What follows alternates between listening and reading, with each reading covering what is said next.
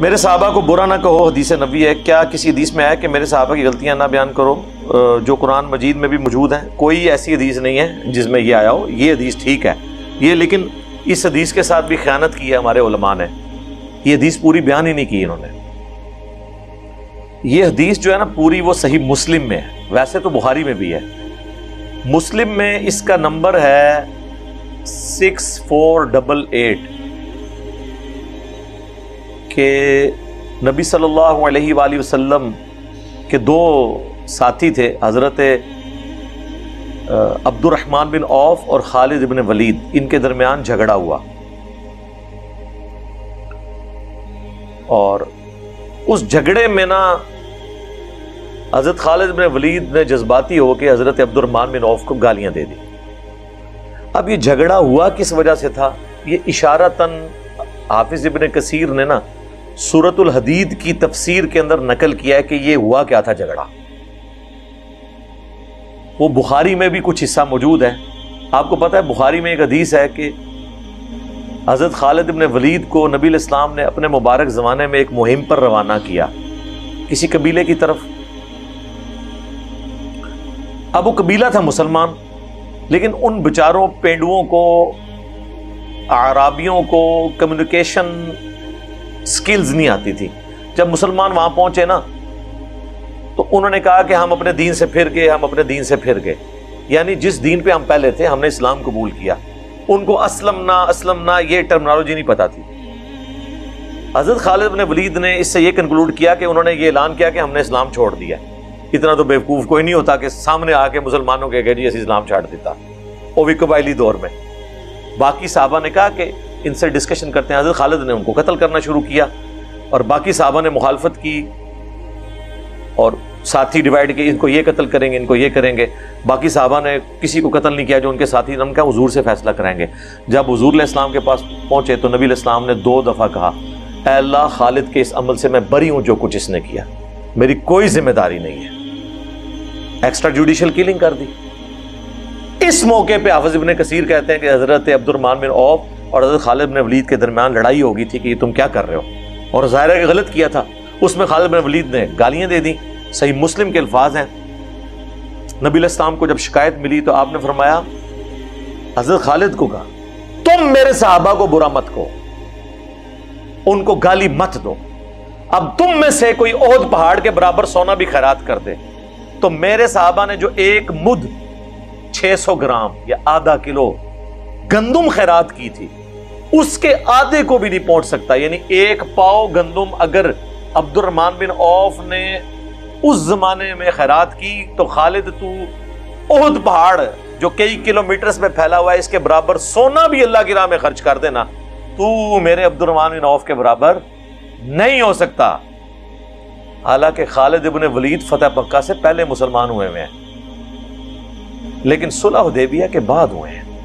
اور صلح حدیبیہ کے بعد حضور کا گراف اوپر ہی گیا ہے حکومت کے اعتبار سے. کیوں؟ مسلمانوں کو پاور تسلیم کر لیا مشرکین عرب نے. اسی لیے اللہ نے قرآن میں آیت نازل کی انا فتحنا لک فتحا مبینا، بے شک ہم نے آپ کو روشن فتح عطا فرمائی ہے. اور وہ فتح ثابت ہوئی، صلح حدیبیہ کو فتح کہا گیا. تو اس موقع پہ پھر آپ نے فرمایا کہ میرے صحابہ کو برا مت کہو.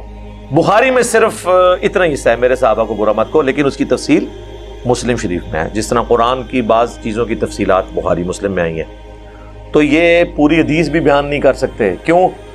بھائی جس حدیث میں یہ آئے گا کہ ایک بعد والے صحابی نے سینئر صحابی کو گالی دی تو نبی علیہ السلام نے کہا کہ تو میرے صحابہ کو گالی دے رہے ہیں، تو پھر تو لوگ پوچھیں گے کہ بنو امیہ پھر کس کھاتے میں حضرت علی کو گالیاں دیتے رہے. یہاں تو پھر بھی چلو کوئی لیول تھا، ان کا تو لیول کوئی نہیں. تو فتح مکہ کے بعد طلقاء ہیں جن کے سامنے آپشن رکھی گئی سورہ توبہ میں آیا کہ 4 مہینے کا ٹائم ہے، قتل کیے جاؤ گے جہاں بھی پائے جاؤ گے، یا اسلام قبول کرو یا جزیرہ نما عرب چھوڑ کے چلے جاؤ، کیونکہ اللہ کا عذاب تم پہ آئے گا. ظاہر نبیوں کے انکار کرنے پہ اللہ کا عذاب تو آتا تھا نا. یہاں تو اللہ نے 22 سال کی ڈھیل دی، اینڈ پہ ہی اس وقت لوگوں نے اسلام قبول کیا. بعد میں اللہ تعالیٰ نے ان کو اسلام پہ استقامت بھی دی الحمدللہ. کچھ لوگ بعد میں مرتد بھی ہوئے. صحیح بخاری میں آتا ہے حضرت ابوبکر کے دور میں, جہاں حضرت ابوبکر کو پھر ان کے خلاف ایز اے لاسٹ ریزارٹ قتال بھی کرنا پڑا. تو یہ بڑا کریٹیکل ایشو ہے. یہ حدیثیں بھی پوری نہیں بیان کر سکتے, میرے صحابہ کو گالی مت دو, کیونکہ اس کے ساتھ ان کے معاملات جو ہیں. اور یہی سب کا لفظ جب حضرت علی کے بارے میں آتا ہے تو وہ کہتے ہیں نہیں جی یہاں تنقید مراد ہے.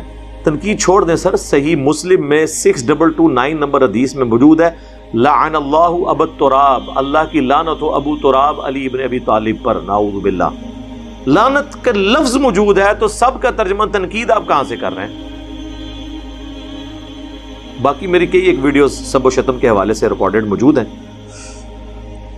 مفتی تقی عثمانی صاحب کی غلط بیانیاں حضرت معاویہ رضی اللہ تعالیٰ عنہ کے دفاع پہ جو انہوں نے ایک جعلی کتاب لکھی, میں نے اس کا پوسٹ مارٹم کیا ہے, اور ان کے بڑے علماء بھی انہوں نے بھی یہاں رابطہ کیا, یار یہ ہم کن لوگوں کے پاس پڑھتے رہے, ہمیں یہ کچھ یہ سکھاتے رہے. خیر یہ ٹاپک لادا ہے. تو باقی رہا ان چیزوں کو ڈسکس کرنا, ڈسکس کرنے کے بعد ناموس پہ حملہ نہیں ہونا چاہیے, وہ حرام ہے. ہمارا رافضیوں سے, غالی شیعہ سے یہی اختلاف ہے کہ وہ اس کی بنیاد پہ آج کی ڈیٹ میں صحابہ کرام کو گالیاں دیتے ہیں. یہ غلط ہے. آپ بس چیزیں ہائی لائٹ کریں گے, عبرت, اور آگے چل پڑیں گے جو نبی علیہ السلام نے کیا ہے. سورہ یوسف میں حضرت یوسف علیہ السلام کے بھائیوں کا ذکر ہے, وہ بھی صحابہ تھے, اور وہ تو بڑے تگڑے صحابی ہیں. ان کے تو بھائی بھی نبی ہیں اور ان کے باپ بھی نبی ہیں. اور آج بھی ہم کہتے ہیں برادران یوسف مثال دی جاتی ہے. کیوں؟ برائی تو برائی ہوتی ہے. حضرت آدم علیہ السلام کی جو اجتہادی غلطی ہے آج تک ڈسکس ہوتی ہے, لیکن اس کے بعد توہین نہیں کرنی.